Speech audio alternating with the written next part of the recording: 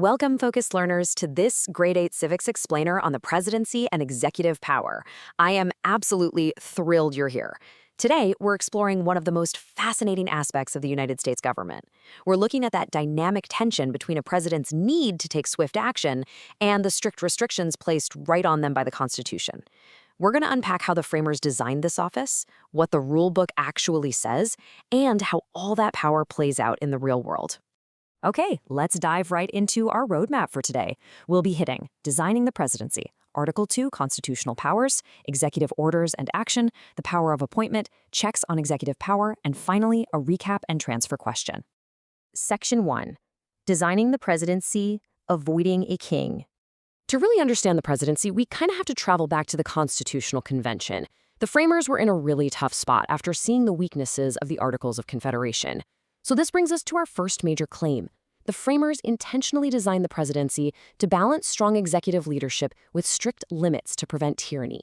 They absolutely needed someone to run the country effectively, but they for sure did not want a monarch. And this brilliantly illustrates exactly what they were running from. Quote, "He has dissolved representative houses repeatedly for opposing with manly firmness his invasions on the rights of the people." That's straight out of the Declaration of Independence, referencing the King of Great Britain. He had a nasty habit of dissolving representative bodies whenever they disagreed with him. The framers remembered those invasions vividly. Their fear of unchecked unilateral power directly informed the careful, limited design of the new executive branch we're about to explore. Section 2, Article 2, Constitutional Powers, the President's Rulebook. So Article 2 of the Constitution is where the presidency officially lives and operates. Our claim for this section is that the Constitution officially grants the president specific, enumerated roles. The president doesn't just get to do whatever they want. Their job description is written out directly. As we see in the founding document, the executive power is vested in the president, and they are tasked with taking care that the laws be faithfully executed. Now, what's really interesting here is how specific the language in Article 2 gets regarding the military. It says, "The president shall be commander-in-chief of the Army and Navy of the United States." This is powerful evidence of their Article 2 authority. But notice the balance. While the Constitution gives Congress the power to declare war and raise armies, it's the president who commands the actual troops in the field. Time for a quick pause check. I want you to actively think about this. What happens if a president goes too far? What if they act like the king the framers feared and abuse these Article 2 powers? Take a second to recall how the framers solved this exact problem. Well, here's the immediate reasoning. The Constitution contains a built-in removal mechanism. Under Article 2, Section 4, a president can be impeached and removed from office for treason, bribery, or other high crimes and misdemeanors.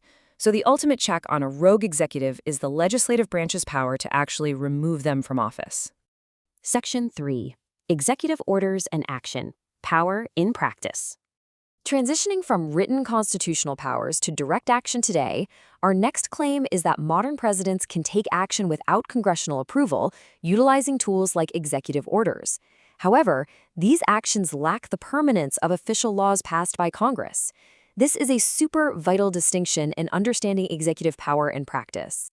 Let's compare these two mechanisms side by side. On one side, we have statutory authority. This is the classic legislative process where a bill passes through both chambers of Congress and is signed by the president. It creates permanent laws. On the other side, we have executive orders. These allow for direct presidential action without asking Congress, which makes them very fast. But why does this matter? Well, because they lack permanence. A new president can come into office and easily undo an old executive order with just the stroke of a pen. Overturning statutory authority, however, takes a literal act of Congress. Section 4. The Power of Appointment, Staffing the Government. You know, the president cannot run the entire country alone. They need a team. So the claim here is that the president shapes the government and the federal courts by nominating key officials. Because federal judges, for example, have lifetime tenure, choosing who sits on the Supreme Court or in the federal judiciary is one of the most long-lasting powers a president possesses. It extends their ideological influence for decades beyond their maximum 2 four-year terms. According to the evidence right out of Article 2, Section 2, the president has the power to nominate ambassadors, other public ministers and consuls, judges of the Supreme Court, and all other officers of the United States. But, as we're going to see, this power is not absolute. They don't just get to point a finger and put whoever they want in the job permanently without any oversight. Let's do our second pause check. Based on what we just learned about executive action and the Constitution, can a president simply use an executive order to permanently appoint a Supreme Court judge without anyone else's approval? And the reasoning is a definitive no. Executive orders, as we established, lack the permanence of laws and absolutely cannot override the Constitution. Article 2 explicitly requires the advice and consent of the Senate. This is a brilliant example of how the Constitution forces the branches to share power horizontally. The president nominates, but the Senate must confirm. Section 5. Checks on executive power, the Balancing Act.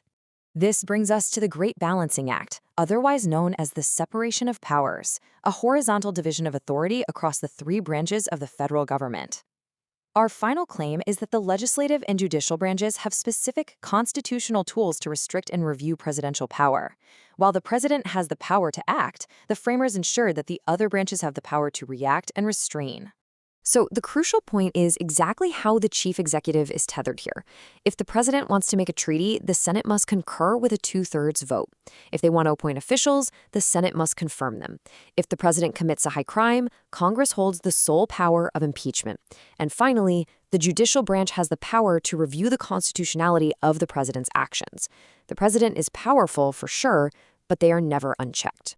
Section 6. Recap and transfer question. Looking ahead. All right, we've covered a tremendous amount of ground today. Let's lock in this knowledge with 4 key takeaways. Number 1, Article 2 of the Constitution outlines the president's specific enumerated powers, like being commander-in-chief.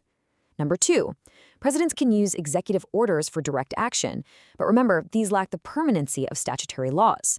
Number 3, the president massively shapes the government and courts through their appointment powers. And number 4, the separation of powers ensures that Congress and the courts provide vital checks and balances on everything the executive does.